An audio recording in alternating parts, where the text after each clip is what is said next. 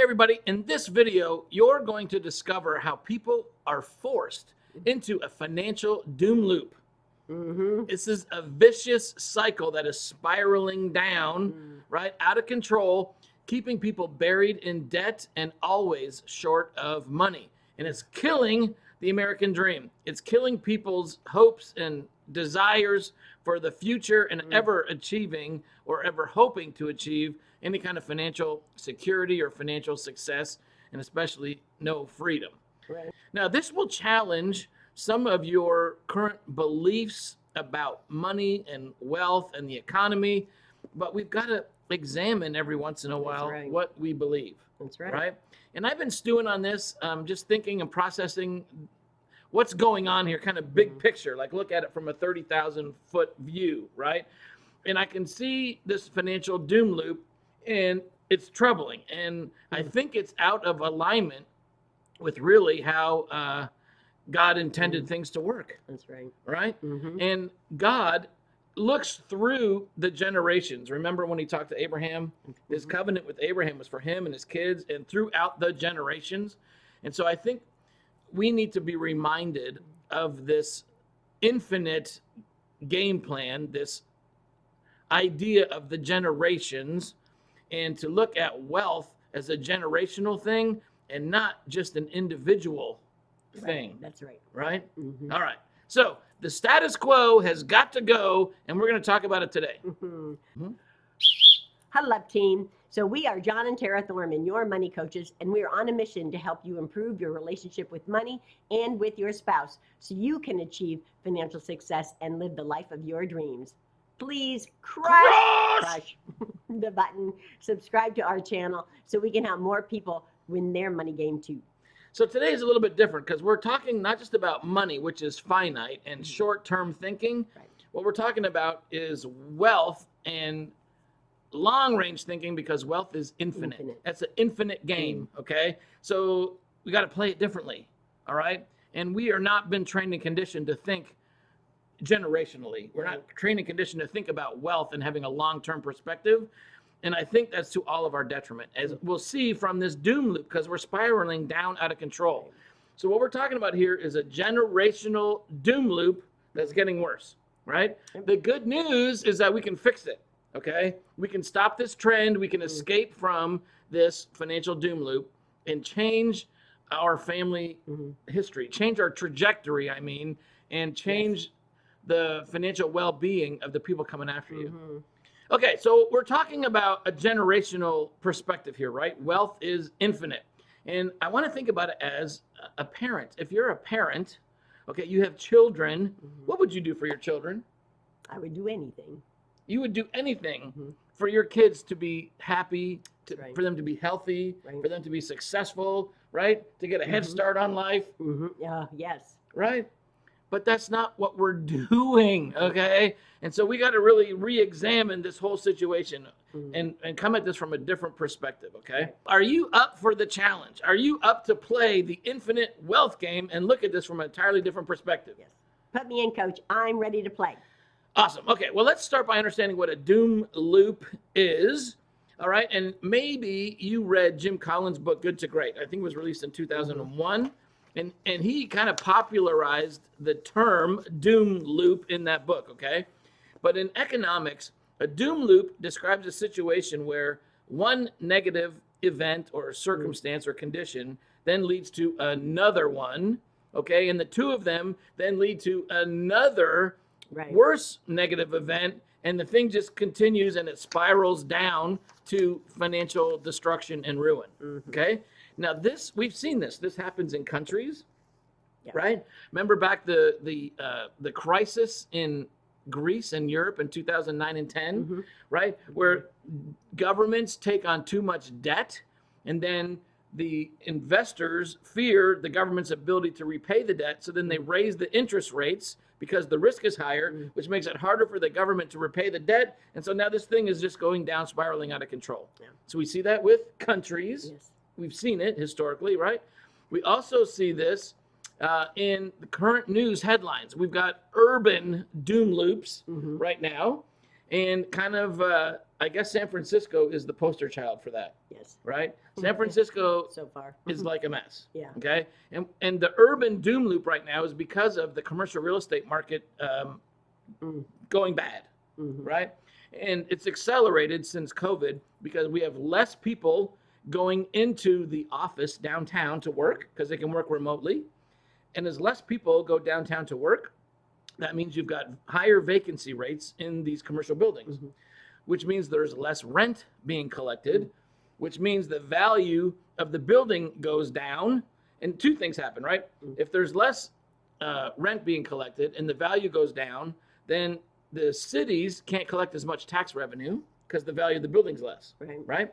But the banks are on the hook and they've got these properties mortgaged, but the value of the commercial building is now lower than what the property is mortgaged for. So the banks are facing insolvency issues. Wow. And then you've got less people going downtown to work. So now you've got more other local businesses closing up that used to support them, right? Like the restaurants and the nightclubs and the mom and pop, the dry cleaners, all this stuff that was supporting all of those workers coming downtown to begin with are closing up. So now we got a vacuum created in the city. And so in San Francisco, that vacuum is being created by homeless people, right? The homeless are coming into downtown and filling that vacuum up, and it's not good. And the city doesn't have any money because the buildings are vacant. They're not collecting the tax revenue, so they can't afford to do anything about it. So this is spiraling down, and it's getting ugly, right? Squalor in the downtown streets of San Francisco with homeless people. Wow. Which, I mean, it's just going to get worse, right? It's not going to end well. So if you're in San Francisco, I'm sorry, like I would not want to be in that situation, but that's what a doom loop is. Now, bring this home, right? Families and individuals are experiencing a financial doom loop as well. Right. It's getting worse and worse and worse, okay? Modern society and consumerism is partially to blame here. So you really have to control what you can control, and you've got to take some time to pull yourself out. And I like to call it, go to the balcony. If you're at the opera or the symphony, right? Go to the balcony seats and then take a look at the whole big picture, right? So go to the balcony and take a look at the big picture for your family, for your parents, your grandparents, your great-grandparents, and then think about what's coming after you, your kids and your grandkids and their kids. Remember, wealth is generational. Wealth is infinite, and we need to change our perspective. And the problem is that our society, and especially all these financial pundits, man, they are short-term thinkers. They're selfish. They're just looking at a very short period of time, a term, and it's all about you. But it's not all about you. Ever. Right? We're part of a genealogy. We're part of a family of generations. And it's interesting. Everybody wants to inherit money. This is good. Yeah. Everybody wants to inherit money and be that beneficiary of rich aunt or rich uncle. Right. But nobody's planning on being that rich aunt and uncle and leaving an inheritance. We got to change our thinking here, okay? So I want to show you this quick little graph, all right? And let's see if we can get this pulled up. The doom loop I'm talking about, this used to be how things worked, right? When you were, let's say you're zero money, you got no money, and you're 25 years old, and you finished college, you started a job, you got married, you start with nothing, okay? And the goal was to save and invest your money so that you could accumulate a nest egg, and by age 65, have this nest egg so then you could retire, and then you start withdrawing the money. But here's the doom loop. You start with nothing, and you end with nothing, okay? Now, that's what it used to be like, okay? And if you look at inheritance statistics, okay, 70 to 80% of people will never receive an inheritance. They're talking about, thanks, honey, you can put that down. They're talking about this great intergenerational transfer of wealth between the baby boomers and their kids and their grandkids. And there's numbers flying around, trillion. $50 trillion of wealth that is supposed to be transferred as the boomers die off. But guys, it's not happening. Okay, it is not happening for the average, middle American person. And a number of the reasons are people are living longer, which is expensive, Right. but healthcare costs are going through the roof. And so people are losing their wealth in the final years of their life because of out-of-pocket medical expenses and because of assisted care, nursing home. Right. Like the cost to live is draining people's accounts and the money is not there. Now, the top 1 to 10% of the wealth, the high income earners, yes, they're leaving some inheritance, but the rest of the people are hardly getting anything. Right. I saw some stat and it was suggesting that most people grossly overestimate how much they think they're going to get in an inheritance. Mm-hmm. It's not there. It's not happening, and most people end up with about $10,000. That's nothing. Like that pays off one credit card. Yeah, I know. Right? So we've got to change our thinking about all of this and come at it from a different perspective. Okay. So what has changed?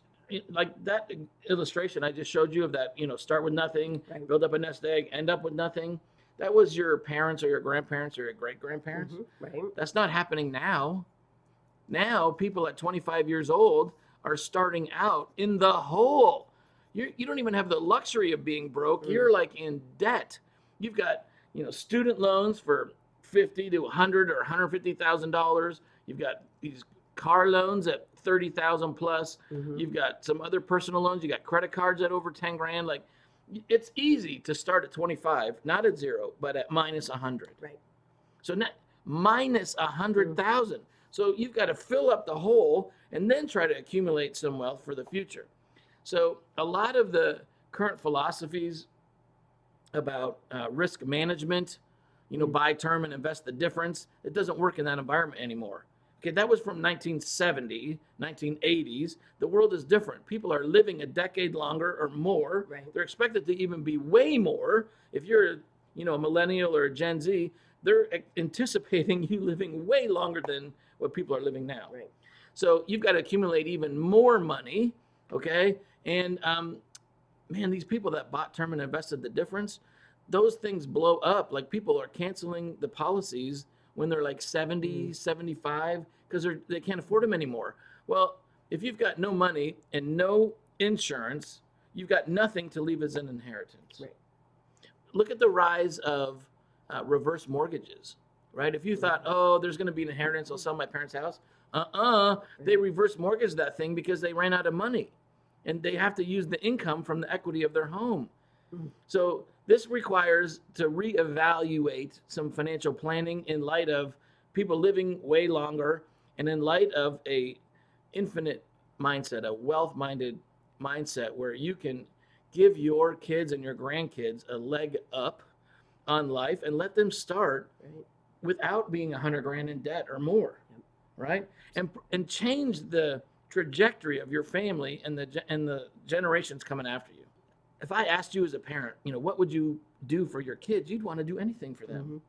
Well, anything for them is setting them up for future success, right? And setting yourself up to manage these much higher financial risks in your future. Because if you live to 85 or 95 and you've got nursing home care and all these healthcare expenses, it's going to deplete all of your savings. It's going to deplete all the equity in your home, and you're going to have nothing to leave behind.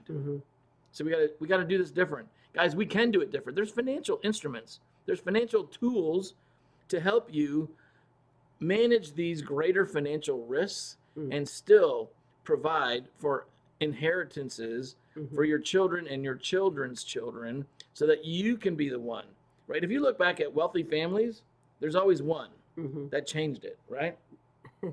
And let's not get into the debate about, oh, well, if we leave our kids all this money, it's going to wreck them. No, that's not going to wreck them. What's going to wreck them is if you never train them on how to manage money, right? It's about character. And we're not just giving them money. We want to give them assets, right? We want to give them wealth, things that produce consistent income, right?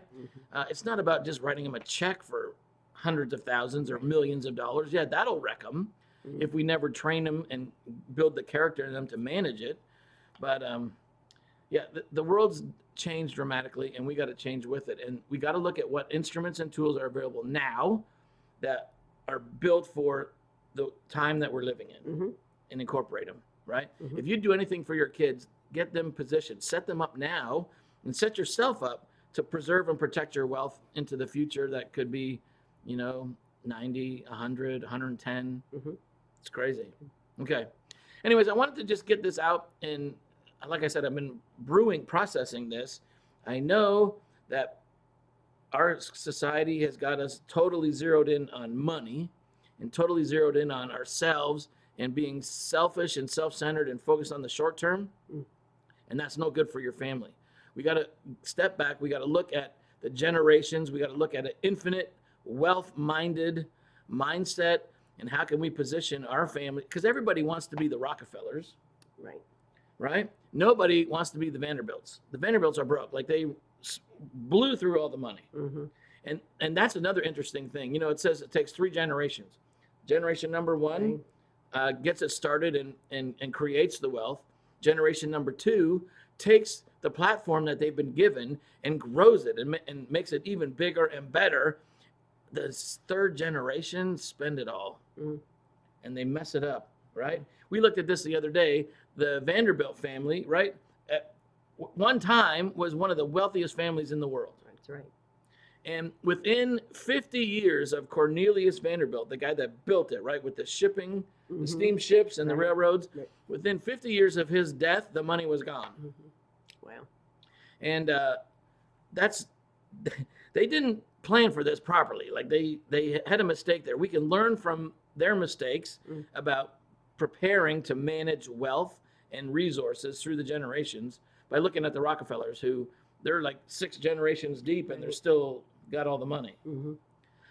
Guys, let's approach this from a wealth perspective, from an infinite perspective, and do better for ourselves and for our family, right? Honor those that came before us by doing better, by planning better, and set up those coming after us by planning better and doing better and teaching them and putting the right character into them. All right. A couple of things. I just want to drop a couple of verses here that I think are relevant. Proverbs 13:22. Can you read that? A good man leaves an inheritance to his children's children, but the wealth of the sinner is stored up for the righteous. And I love this. So what is an inheritance, right? A lot of people want to just spiritualize this thing and just say it's all about, putting a good work ethic and making sure your kids are trained up in the ways of the Lord and all. It's not, okay? Sure, it is that, but it's not that primarily. The focus is on something else. So what is an inheritance? Well, let's look at Proverbs 19, verse 14. Houses and riches are an inheritance from fathers, but a prudent wife is from the Lord. That's right. Guys, it's about houses and riches and wealth, right? It is. Well, the assets, the things that can generate an income, okay? Mm-hmm. When God let Israel go into the promised land and he gave the land to all the 12 tribes, the land was supposed to stay with each tribe. I know. Right? It was a family business. Your kids were brought up in the family business, and they were going to be either goat herders or sheep herders or fishermen or, some other trade or skill. And they learned it from their dad and their grandpa. I mean, this was a generational thing. And we have not functioned like that anymore. And I really want to encourage people to think about a family business and learning from the people that care about you most and being successful. We're so far away from that, but we can get back to it. And I think it's changing. Yes. Right? More and more people are looking at getting control of their life. Right. We need to get back to it. Yeah. For sure. And get into a family business. I loved working with my parents in a family business and with my brothers. I mean, I loved it. And anyways, I just want to encourage you with that. Guys, this is stuff we're ruminating on. I want to encourage you to challenge yourself. Right. Think about what you think about. Why do you believe what you believe when it comes to money and riches and wealth and a business? And let's go be more intentional and construct a life that we love. Live the life of your dreams. You can do this, right? Okay. Good job. Thank you, baby. I want to encourage you with that, and see you all next week on our next video. Bye for now.